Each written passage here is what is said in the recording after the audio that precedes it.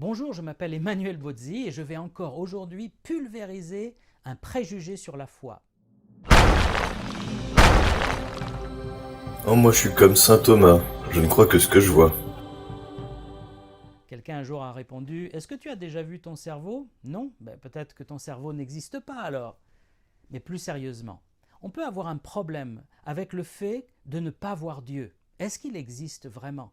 Est-ce que Jésus a vraiment existé? Est-ce qu'il a fait les miracles qui sont racontés dans les évangiles? Après tout, on n'a aucune photo, aucune image. Alors, est-ce que la foi en Dieu et en Jésus est totalement aveugle? Pas tant que ça en fait. Et Thomas va nous aider justement. Thomas, dans les évangiles, s'appelait Didyme, c'est-à-dire le jumeau. C'était un des 12 disciples de Jésus. Après que Jésus soit mort sur la croix, il a été placé dans un tombeau et 3 jours après, il a commencé à apparaître à plusieurs disciples étant vivant. Mais Thomas était absent à chaque fois. Du coup, il ne croyait pas que Jésus soit ressuscité. Et c'est vrai, normalement, on ne ressuscite pas, on ne revient pas de la mort, surtout lorsqu'elle a été aussi violente que la crucifixion suivie d'un coup de lance dans le cœur. Alors Thomas a déclaré: Si je ne vois dans ses mains la marque des clous, et si je ne mets mon doigt dans la marque des clous, et si je ne mets ma main dans son côté, je ne croirai point. Thomas, il veut du concret, il veut voir Jésus vivant, il veut le toucher aussi. Et que se passe-t-il? Jean nous le raconte encore. 8 jours après, les disciples de Jésus étaient de nouveau dans la maison et Thomas se trouvait avec eux cette fois-ci. Jésus arrive, les portes sont fermées, il se présente soudain au milieu d'eux et il dit: La paix soit avec vous. Et il dit à Thomas: Avance ici ton doigt, regarde mes mains, avance ta main, mets-la dans mon côté, et ne sois pas incrédule, mais crois. Et Thomas lui dit: Mon Seigneur et mon Dieu. Et Jésus lui dit: Parce que tu m'as vu, tu as cru. Heureux ceux qui n'ont pas vu et qui ont cru.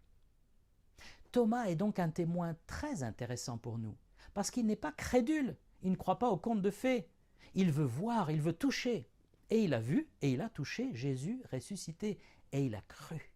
Il nous dit: Moi j'ai vu et j'ai cru que Jésus est bien le Messie, le Sauveur, Dieu manifesté en chair. Alors si vous dites: Je suis comme saint Thomas, écoutez son témoignage à Thomas, parce qu'il dit que oui, Jésus est ressuscité. Et vous savez, il y a plein de choses qui existent et qu'on ne voit pas. Il y a une quantité incroyable de choses que mes yeux ne peuvent capter et qui existent pourtant. Les rayons ultraviolets, par exemple. J'en ressens les effets sur ma peau au bout d'un moment quand je suis au soleil, mais je ne les vois pas. J'en vois seulement les effets lorsque je bronze. Pareil pour la présence de Dieu. Dieu est bon et intelligent, on ne le voit pas, mais on peut en ressentir les effets dans notre vie. La nature et le corps humain sont des merveilles d'ingénierie et elles témoignent qu'il y a un créateur. Par exemple, le code ADN, qui est la fondation de toute vie sur la Terre, révèle qu'il y a un grand programmeur quelque part. La beauté des paysages nous révèle qu'il y a un grand artiste quelque part. La parfaite adaptation des êtres vivants sur Terre révèle qu'il y a un grand ingénieur quelque part. Les lois universelles qui régissent notre univers révèlent qu'il y a un grand législateur quelque part. Et la Bible dit que les perfections invisibles de Dieu, sa puissance éternelle et sa divinité se voient comme à l'œil nu quand on la considère dans les œuvres de la création. Et puis, que dire des sentiments et des pensées que nous avons? Avez-vous déjà vu des sentiments d'amour ou de haine? Avez-vous déjà vu des pensées? Pourtant, ils existent. D'ailleurs, je pense que ce serait effrayant si on pouvait voir les pensées en direct de chacun de ceux qui nous entourent. On n'aimerait pas ça. Oui, l'amour existe et il se révèle par des actes. Les pensées existent et elles se révèlent par nos paroles qui les expriment. Oui, Dieu existe et il s'est révélé par Jésus-Christ, par la Bible, par la création et par son esprit qui interpelle notre conscience. Et puis on n'a pas vu Jules César ou Alexandre le Grand. Il n'y a pas de photos, de preuves absolues même qu'ils ont existé d'ailleurs. Pourtant, qui met en doute l'existence de César ou d'Alexandre? Pourquoi? Parce qu'ils ont laissé des traces de leur passage. Et des témoins oculaires nous ont raconté leur histoire. Et il en va de même pour Jésus de Nazareth. Il a changé le cours de l'humanité par son influence. On connaît son existence par des témoins oculaires qui ont raconté son histoire, les 4 évangiles. Alors, si je crois en Alexandre ou en César, pourquoi pas en Jésus de Nazareth? Oui, notre bon sens nous crie qu'il y a un créateur quelque part.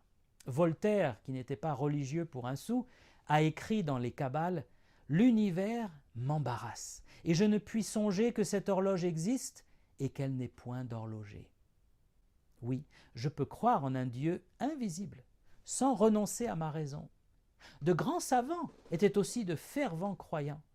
Je citerai par exemple Newton, Joule, Faraday, Pasteur, Linné, Kelvin, etc., etc. De grands auteurs croyant la Bible, comme Descartes, Pascal, Victor Hugo, de grands hommes politiques lisaient la Bible régulièrement. Alors pourquoi me cacher derrière cette phrase « Je ne crois que ce que je vois » ? En fait, ça limite ma vie à bien peu de choses. Avec un peu d'humour, je dirais que les aveugles nés doivent dire que rien n'existe puisqu'ils n'ont jamais rien vu de leurs yeux. Ce n'est pas logique. Par ces mots, je voudrais vraiment vous encourager à aller plus loin que des phrases toutes faites. Vous avez une conscience qui vous dit qu'il y a un créateur. Vous avez le témoignage de la nature, si merveilleusement conçue. Ne dit-on pas toujours « la nature a fait ceci, elle est tellement bien faite », mais la nature ne fait rien, c'est Dieu qui a tout fait. Il nous a créés par amour, pour qu'on puisse le connaître et vivre dans sa présence. Alors ne passez pas à côté de ce trésor.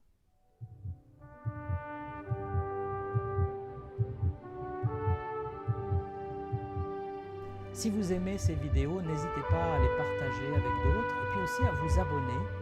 Et merci de votre fidélité. J'essaierai de répondre au plus grand nombre de questions possibles sur la foi, car c'est le but de ce site Foi Biblique. Sans publicité, sans gain, le but est de donner aux autres.